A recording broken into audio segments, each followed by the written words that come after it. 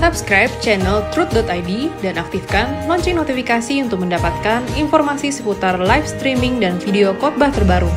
Posisi tombol subscribe berada di kanan atas channel kami dan jangan lupa nyalakan loncengnya.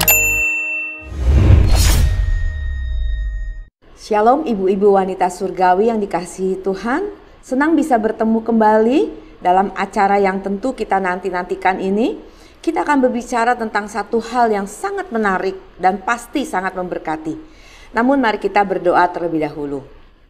Bapa, terima kasih untuk kesempatan yang Engkau berikan kami bisa berjumpa lagi lewat acara ini Wanita Surgawi. Engkau berkati kami lewat kebenaran firman-Mu yang sungguh keluar dari isi hati-Mu sendiri ya Bapa. Sehingga setiap kami, siapapun kami saat ini yang mendengarkan acara ini, mendengarkan kebenaran firman-Mu ini, mendapat sesuatu yang baru daripada-Mu, mendapat satu pencerahan yang tentu akan memperbaiki hidup kami menjadi semakin indah di hadapan-Mu. Terima kasih Bapa, kami mengucap syukur dalam nama Tuhan Yesus. Amin. Ibu-ibu wanita surgawi yang berbahagia, pernahkah ibu membayangkan bagaimana situasi ketika Musa bersama dengan umat Israel, bangsa Israel itu ada di tepi Laut Merah. Sementara di belakang mereka ada kejaran tentara Firaun yang begitu banyak. Mereka kuat, mereka bersenjata lengkap. Kebayang gak kalau kita saat itu ada di situasi seperti itu? Sejujurnya saya sangat-sangat kagum dengan mujizat yang Allah kerjakan terhadap Musa dan bangsa Israel yang tentu kita bisa baca di Keluaran 14. Nah, Tuhan melakukan mujizat itu menyelamatkan bangsa Israel dari kejaran Firaun dan tentaranya. Jadi bayangkan mereka dikejar oleh segitu banyak tentara Firaun dan mereka terjepit di kiri kanan gunung, di depan mereka ada lautan yang gak bisa ada jalan keluar lagi. Saya mau mengajak kita semua membaca Yesaya 43 ayatnya yang ke-15 sampai 19. Demikian firman Tuhan. Akulah Tuhan yang Maha Kudus, Allahmu, Rajamu yang menciptakan Israel. Beginilah firman Tuhan yang telah membuat jalan melalui laut dan melalui air yang hebat, yang telah menyuruh kereta dan kuda keluar untuk berperang. Juga tentara dan orang gagah. Mereka terbaring, tidak dapat bangkit, sudah mati, sudah padam sebagai sumbu. Firman-Nya. Perhatikan ibu-ibu, firman Tuhan.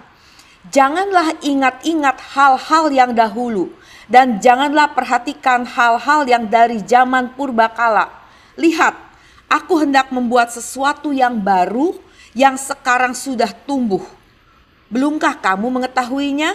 Ya, aku hendak membuat jalan di padang gurun dan sungai-sungai di padang belantara. Nah, seperti tadi saya kemukakan bahwa Tuhan membuat satu mujizat yang luar biasa, membelah laut sehingga bangsa Israel bisa berjalan di laut itu.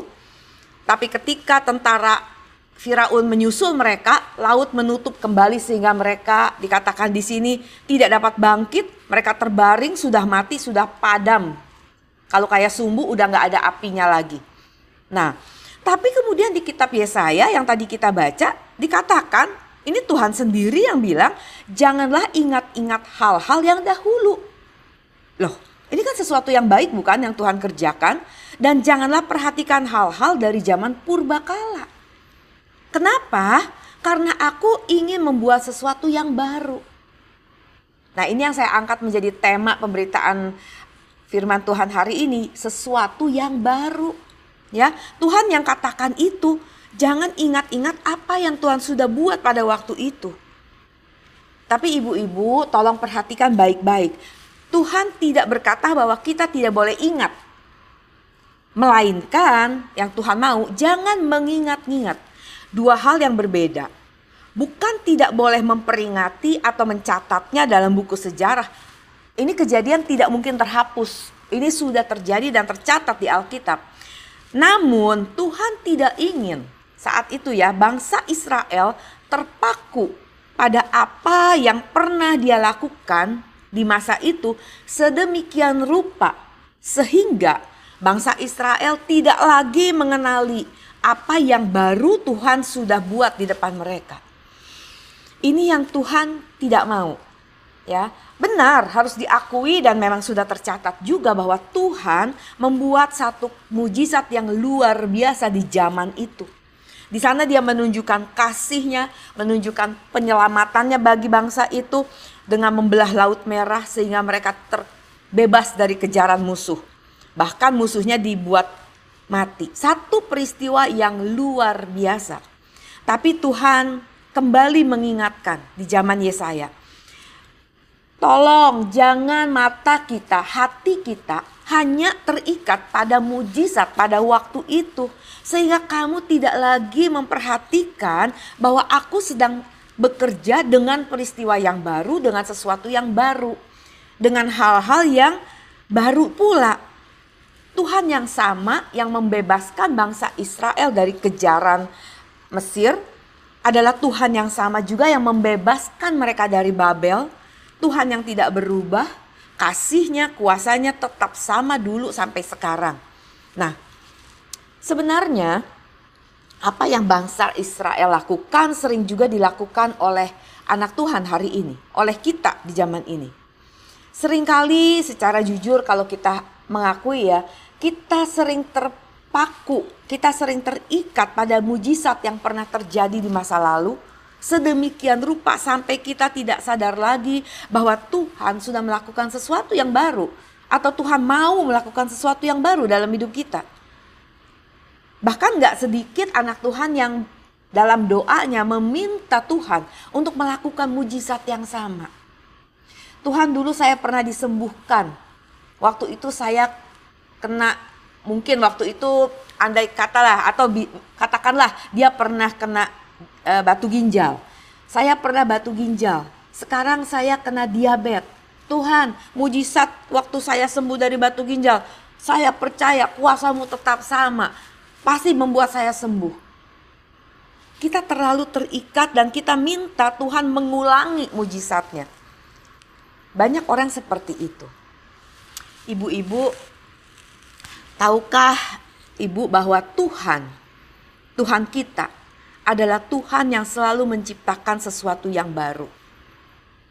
Coba, aneh gak kalau kita hari ini pergi ke toko handphone ya dengan merek tertentu, lalu kita minta mereka memproduksi lagi merek itu dengan jenis yang mungkin sudah 10 tahun yang lalu dia produksi. Ya tentu mereka akan menolak dan berkata, wah maaf, kami sudah menciptakan produksi yang baru, seri yang baru, yang lebih canggih, yang lebih aplikatif, yang lebih bisa memenuhi standar hari ini. Atau kita sebagai pedagang, kita berdagang satu produk, lalu tapi kita tidak pernah merubah produk itu. Tidak ada inovasi di produk kita. Saya tidak yakin produk kita akan sama. Maksud saya akan laku. Kalau kita tidak merubah, kita tidak berinovasi. Karena pesaing kita banyak, ya. Lalu pembeli kita juga sudah mungkin berganti generasi. Kita harus menyesuaikan dengan apa yang menjadi kebutuhan pada hari ini. Nah, ibu-ibu, kita sudah sering kali diperingatkan dan sering kali diberitahu bahwa kita ini diciptakan bukan kebetulan.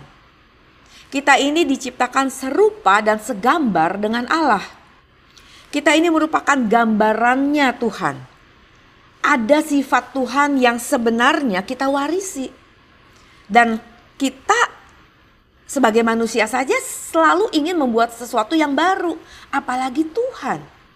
Ya, itu sebabnya mereka pun tertantang untuk melakukan sesuatu yang baru. Para pedagang, para pencipta teknologi tertantang untuk selalu menciptakan sesuatu yang baru. Kalaupun produknya tidak diperbaharui, mereka akan ganti display sehingga kelihatan tokonya lebih baru atau lebih menarik lagi. Itu semua dikerjakan agar dagangannya laku. Nah, dan itu berlaku di seluruh dunia, bukan hanya berlaku bagi kita yang ada di Jakarta atau di Indonesia, bukan. Di seluruh dunia akan berlaku seperti itu. Kita menciptakan sesuatu yang baru atau kita merubah suasana yang baru sehingga kalau kita sebagai pedagang produk kita laku. Nah, karena Tuhan menciptakan kita serupa dengannya, segambar dengannya, itu sebabnya Tuhan kemudian berkata, kamu ini luar biasa. Apa yang dulu kubuat memang bagus, tetapi kamu harus berkembang, kamu harus bertumbuh. Kamu harus memaksimalkan apa yang Tuhan titipkan. Nah, jangan sampai ibu-ibu mata kita terus memandang ke belakang. Apalagi mengharapkan Tuhan melakukan hal yang sama seperti yang pernah dulu Dia buat. Sehingga kita melewatkan apa sesuatu yang baru yang Tuhan sedang buat atau akan buat. Apa yang Tuhan sedang buat dan akan terus lakukan pasti tidak kalah hebatnya dengan apa yang pernah Dia lakukan. Kalau ibu sudah pernah menerima berkat dari Tuhan, sudah pernah menerima mujizat dari Tuhan beberapa waktu yang lalu, saya mau beritahu kepada kita semua bahwa ada satu berita baik bahwa Tuhan juga akan terus berbuat sesuatu yang baik dalam hidup kita. Bahkan akan semakin baik lagi. Hanya mata kita jangan fokus ke belakang, ke apa yang telah terjadi. Kita harus maju ke depan. Ya, kali ini Tuhan mau buat jalan di tengah laut. Namun Tuhan juga katakan Dia mau buat jalan di padang gurun. Artinya dalam keadaan sulit, sesulit masa depan yang tidak jelas, kita tidak boleh khawatir. Tuhan pasti akan buka jalan. Kita tidak punya hak untuk mengatur waktu dan caranya. Tuhan tahu apa yang kita butuhkan dan apa yang terbaik untuk kita. Jangan mengatur Tuhan dengan pikiran kita yang amat sangat terbatas ini. Nah, kalau Tuhan katakan Ia mau membuat jalan di tengah laut, membuat jalan di padang gurun, itu berarti tidak ada yang mustahil bagi Tuhan. Padang gurun menggambarkan satu kehidupan yang kering, yang tidak ada harapan, tidak ada kehidupan. Tapi ketika Tuhan katakan, aku mau buat jalan di situ, berarti kita tidak boleh menggantungkan harap kita kepada keadaan dunia ini. Karena pengharapan kita hanya datangnya dari Tuhan. Dia bukan hanya mau membuat jalan di padang gurun, tapi di ayat itu Tuhan juga katakan, aku mau buat sungai di padang belantara. Sungai artinya ada airnya. Sesuatu yang dibutuhkan merupakan satu kebutuhan pokok manusia, air. Nah, Tuhan mau katakan jangan takut. Dalam keadaan mustahil seperti apapun, dalam keadaan sekering, tidak ada harapan seperti apapun, Tuhan akan sediakan. Tuhan akan beri kita jalan keluar. Maka itu Tuhan disebut sebagai a way maker, pembuat jalan, pembuka jalan. Tuhan akan terus membuka jalan untuk kita yang percaya dan yang tidak lihat ke belakang. Caranya mungkin beda, caranya mungkin seperti yang belum pernah kita lihat sebelumnya. Tapi ketahuilah bahwa Tuhan kita adalah seorang spesialis dalam membuka jalan pada saat kita, teman-teman kita, manusia lain berkata, there is no way, gak ada jalan lagi. Gak mungkin lagi, udah gak usah berharap, udah terima aja nasib kita. Tapi ketika Tuhan katakan, maju terus. Aku ada di depanmu, aku buka jalan. Kita harus setia, kita harus menaruh harap kita penuh hanya kepada Dia, hanya kepada Tuhan.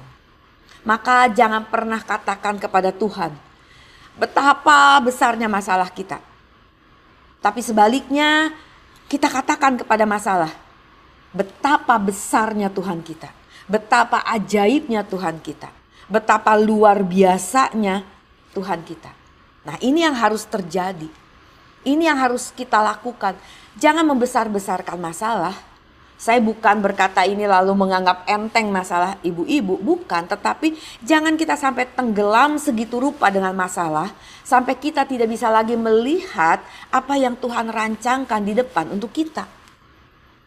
Nah, masalahnya mengapa kita belum bisa mengerti atau belum mengetahui hal baru apa yang Tuhan sudah lakukan atau sedang lakukan untuk kita. Mengapa kita tidak bisa lihat the glory of tomorrow? Karena kita sangat terikat the glory of yesterday. Karena kita sedang terikat, kita sibuk, kita sangat terpaku dengan apa yang pernah Tuhan kerjakan di masa lalu. Seperti tadi Tuhan katakan, jangan ingat-ingat. Saya sudah jelaskan, bukan berarti kita tidak boleh mengingat. Kita masih bisa ingat, apalagi ini tercatat. Tapi yang Tuhan tidak mau adalah kita terpaku. Kita membenamkan diri di sana. Kita tidak peduli lagi dengan kehidupan hari ini karena kita sudah sibuk dengan melihat the glory of yesterday kita itu. Ya. Memang sepertinya mudah untuk kita katakan. Tapi banyak orang termasuk juga gereja hari ini, termasuk juga hamba-hamba Tuhan kehilangan apa yang sebenarnya Tuhan sedang kerjakan hari ini. Karena mereka sibuk menatap the glory of yesterday tadi. Ibu-ibu, Tuhan sudah move on. Tuhan sudah melangkah. Dan Tuhan mau kita terus ikut Dia, ikut melangkah bersama Dia. Mari kita belajar. Yuk, yang sudah terjadi menjadi pembelajaran penting. Kalaupun itu sesuatu hal yang luar biasa, the glory of yesterday itu menjadi satu kenangan, menjadi satu pembekalan, menambah kita kasih kita kepada Tuhan, penghormatan kita kepada Tuhan, tapi bukan membelenggu kita. Kita harus maju ke depan. Kita harus melihat ke depan, ke masa depan yang Tuhan janjikan, yang mana kita berjalan bersama Tuhan. Kita melangkah bersama Tuhan. Banyak hal di dunia ini yang bisa menghanyutkan kita dalam kehidupan. Bukan hanya masalah, tetapi juga perkara-perkara baik, rezeki yang melimpah, yang bisa membuat kita lupa Tuhan. Apalagi perkara-perkara buruk, tidak punya anak, pasangan yang tidak setia, ekonomi yang kekurangan, kesehatan, atau ada orang yang tenggelam dengan perceraiannya. Ada banyak hal yang bisa menenggelamkan kita. Nah, satu hal kita harus ingat bahwa banyak orang diseret oleh masa lalunya. Sehingga dia tidak bisa berdiri dalam kehidupannya hari ini. Apalagi untuk mengharapkan hari esok. Tapi hari ini firman Tuhan, kebenaran firman Tuhan hari ini mengingatkan kita. Ada sesuatu yang baru yang Tuhan mau kerjakan dalam hidup kita. Asalkan kita berani untuk melepaskan masa lalu kita. Jangan terikat di sana. Masa lalu menjadi pembelajaran yang berharga, yang penting buat kita. Tapi jangan kita tenggelam dan terikat di sana. Mungkin kita bisa belajar dari kisah hidup Yusuf. Dia punya masa lalu yang buruk, yang bukan salahnya. Dimasukkan ke dalam sumur, dijual sebagai budak, difitnah, dimasukkan ke dalam penjara tanpa tahu berapa lama dihukum. Tapi apakah Yusuf terpuruk? Apakah Yusuf mengeluh? Tidak. Kenapa? Karena Yusuf punya harapan. Yusuf tahu. Dan Yusuf sangat percaya mimpi yang dia dapat dari Tuhan. Mimpi indah yang dia dapat dari Tuhan. Akan terwujud pada waktunya dengan cara Tuhan. Coba kalau sekarang kita membayangkan diri kita jadi Yusuf. Kita punya janji, kita pegang janji Tuhan. Sesuatu yang Tuhan sudah janjikan kepada kita. Tapi keadaan terbukti bahwa kita difitnah, kita ditinggalkan pasangan, anak-anak kita kurang ajar, sepertinya kita tidak punya harapan lagi. Apakah kita tidak mengomel dan berontak dan berkata, Tuhan, apakah Engkau lupa sama janjimu? Tuhan, bagaimana mungkin janjimu itu akan tergenapi kalau keadaan saya seperti ini? Gak mungkin, sudahlah lupakan saja. Mungkin kita seperti itu. Kita menuduh Tuhan lupa, kita menuduh Tuhan tidak bertanggung jawab. Tapi Yusuf tidak mengeluh, Yusuf tidak lakukan seperti keluhan dan memberontak. Dia jalani semua. Kenapa Yusuf bisa seperti itu? Karena dia tidak terikat dengan masa lalunya. Sekali lagi memang tidak mudah, tetapi Bisa kalau kita mau. Kalau kita baca di 2 Korintus 3 ayat 18. 2 Korintus 3 ayat 18 katakan, dan kita semua mencerminkan kemuliaan Tuhan dengan muka yang tidak berselubung. Dan karena kemuliaan itu datang dari Tuhan yang adalah roh, maka kita diubah menjadi serupa dengan gambarnya dalam kemuliaan yang semakin besar. Tuhan janjikan kita akan terima kemuliaan yang semakin besar. Syaratnya apa? Kita diubah. Yang diubah bukan lingkungan kita, yang diubah bukan tetangga kita, bukan keluarga kita. Tapi Tuhan mau yang diubah adalah kita. Bukan dunia, tapi kita. Jadi ibu-ibu, mari saya ajak kita semua, termasuk diri saya juga. Jangan kita sibuk untuk minta Tuhan mengubah dunia, mengubah keluarga, mengubah pasangan. Tapi marilah kita bekerja sama dengan Tuhan dalam usaha Tuhan untuk merubah kita, supaya kita menjadi serupa dengan gambarnya. Jadi tidak perlu lagi dan jangan lagi kita menunjuk Tuhan ubah dia, Tuhan tolong dia. Yuk kita mulai bercermin. Apa yang Tuhan mau kita ubah. Lewat kejadian-kejadian, lewat peristiwa-peristiwa, lewat masa lalu kita. Pelajaran apa yang kita dapat yang Tuhan mau bentuk kita. Sehingga kita menjadi segambar dengan putranya. Nah, oleh karena itu kita sekarang sudah berani berkata, Tuhan, apapun masa lalu yang pernah saya lalui, hari ini saya ambil komitmen saya yang tidak mau lagi terikat. Saya tidak mau lagi menjadikan itu satu alasan untuk saya tenggelam atau saya terpuruk. Karena seburuk apapun masa lalu kita, hal itu tidak boleh dan tidak bisa seharusnya mengganggu hubungan kita dengan Tuhan. Sebab perjalanan kita bersama Tuhan ternyata bisa membuat kita menjadi satu pribadi yang sama sekali tidak kita pikirkan dahulu.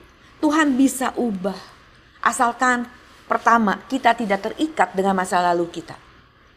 Yang kedua, bagaimana Tuhan bisa bekerja? Tuhan lakukan sesuatu yang lebih mulia dalam hidup kita. Yaitu ketika kita mengerti, kita tahu, kita tidak beralasan.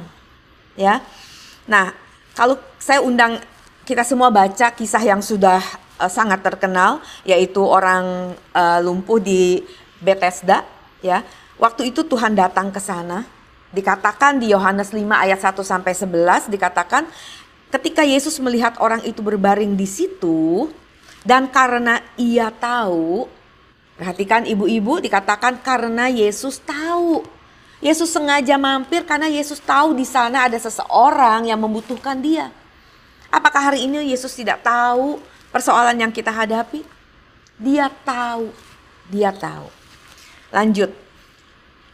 Ia telah lama dalam keadaan itu, berkatalah Yesus kepada orang sakit itu, maukah engkau sembuh?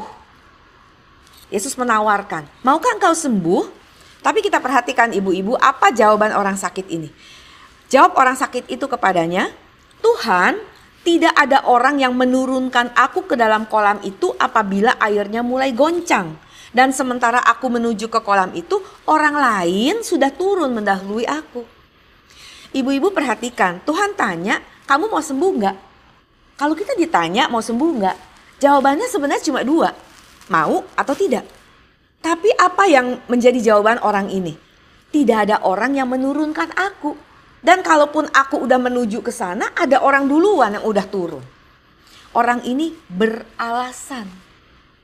Ya, bukankah kita juga seperti itu? Sering seperti itu?